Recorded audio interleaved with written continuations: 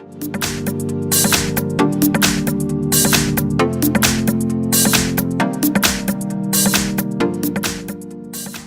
I have SONY Xperia XZ3 and let me show you how to check out the IMEI number on the following device.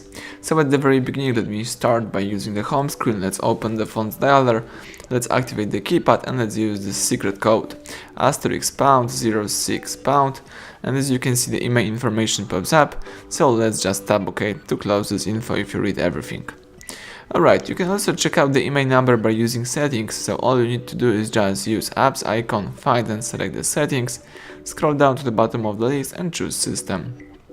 So here let's choose about phone, scroll down and here you've got information about your IMEI number right here.